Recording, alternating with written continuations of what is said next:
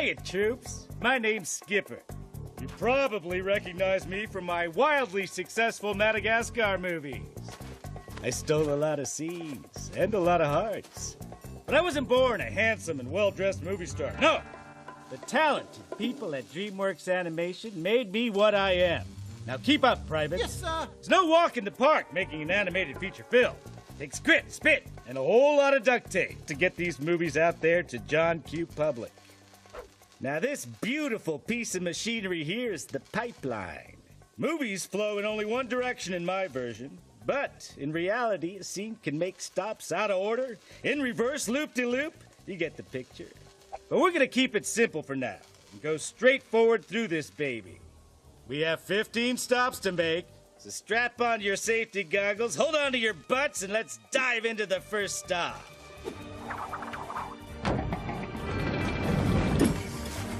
Commence operation, make a movie. First up, story. Now, great movie ideas don't just jump into our laps. Some are completely original. Some come from children's books, comic strips, really just about anywhere. But here's some exclusive intelligence from the front lines. Madam Director? The director's role in the movie is to have the vision for the film so that the 300 or 400 people working on the film can all be working towards the same purpose. First, we have a script, but the movie is not just a script. We have to visualize it into the medium that you will see in the theater. And the first step to do that is to do a storyboard. The job of a story artist is to take the script and to kind of draw out the comic book version of the movie. We draw thousands of drawings to kind of come up with a sequence, and we take that, we pitch it back to the director, to the story team and producers. They get the visual concept of what the script could be. If everybody likes it, which is doubtful. Well, it's not that doubtful. We do good work, and sometimes they really like it. The story panels are turned over to the editorial department. Yeah! Shiitake mushrooms! Editors cut the sketches together in a story reel, so the directors, producers, and executives can see a blueprint of the movie. Truth is, this elite unit has their mitts on the film throughout the entire process. How's it going there, editorial? You keeping up? That's right, Skipper. We take the storyboard panels and we build a sequence out of those. At that time, of course, we don't have any dialogue because the actors have not recorded yet. So we record ourselves doing the voices, the director, storyboard artists, whoever's kind of around who can do a relatively good performance. We then add a little music, sound effects, whatever's needed to tell the story. We try to make it as polished as possible, so that storyboard reel becomes the sort of foundation of the movie. Normally editing is associated with the post-production side of movie making, but in this case, you're right there at the very beginning. You're throughout the whole process, but at the very beginning is quite critical because you're still trying to figure out what the movie's about, and it's really great to be part of that process. Ooh! Holy pollywogs! Curse my dibble diet. Hey, who left these paint cans lying around? Kathy? Sorry, Skipper. The art department is made of a bunch of artists, and they're called visual development artists. The reason is because they develop things visually. The film has to have a look.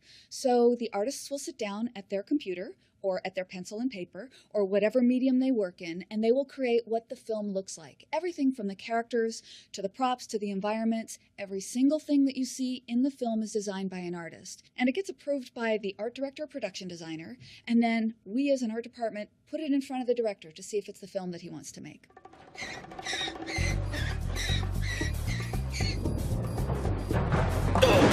Now this, troops, is the modeling department. They have a tough job around here. Tougher than making a soup sandwich. Tell them what you do, Brian. Modeling, we basically build all the characters, the environments, the props. Everything you see in a film, it has to be built. It has to be created. We receive two-dimensional artwork from the art department, and it's our job to bring it into the third dimension, to give it volume. The other thing that we do is we create or we sculpt the characters. We get drawings from the character designers, and then what we do is we end up with an armature or a wireframe of the character, and then we have to basically sculpt that character and make it look good from every possible angle. I'm just held together with wires. That makes me feel empty inside. Now modeling hands off all their digital sculptures to rigging. Riggers, or character TDs, design how the character moves.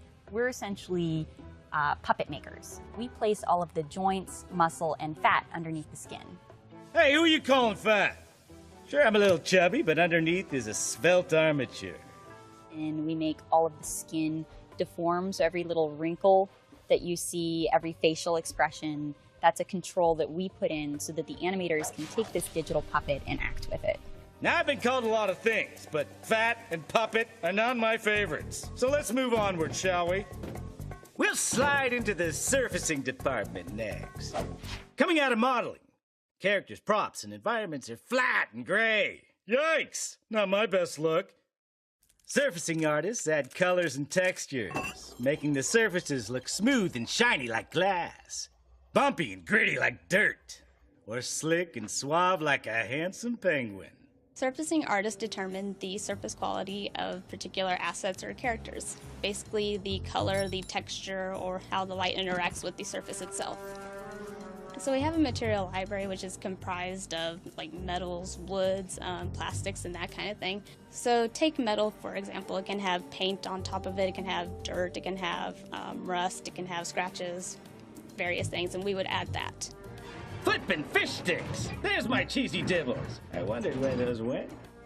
Rough layout is where all the pieces start coming together. It's where the movie starts looking like, well, a movie. Rough layout is an interesting department because it comes sort of at the nexus point of pre-production and production.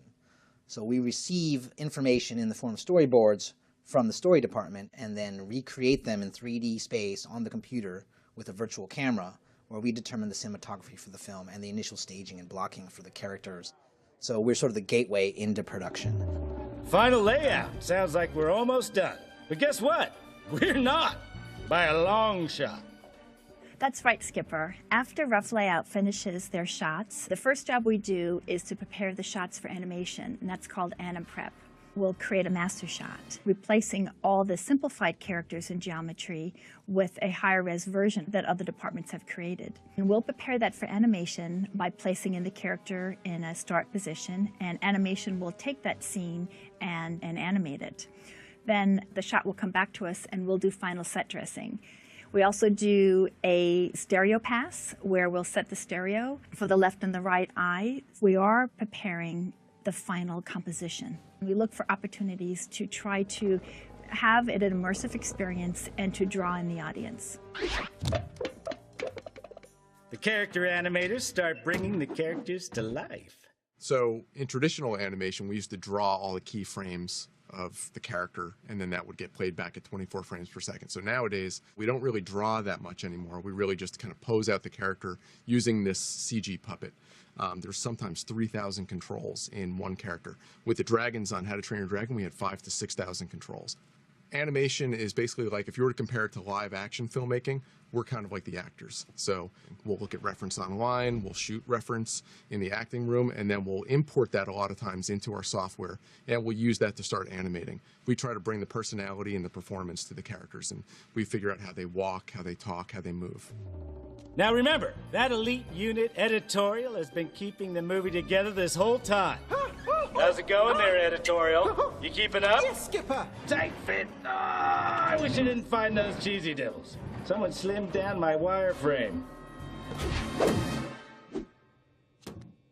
The crowds department is in charge of the extras of the film. That's right, Skipper. Ideally, an animator in the animation department would be able to animate all the characters on screen. But if there's just too many to handle, then that becomes property of the crowd department, because there's just no way that one human can animate all those things. So we'll try and achieve the performance that the director wants through automated ways. We'll create just a few little animations that can be applied en masse to a whole bunch of characters. Walking, talking, buying a hot dog, whatever actions we need for a particular scene. And then we'll take all those actions and put them together with a brain, like a robot brain that decides what actions to use when. And in the end, we can achieve a performance that looks like a crowd doing a multitude of different actions. Character effects are all the things on a character's body that need movement and style. The character effects department is responsible for everything that's moving on a character that is not the character animation itself.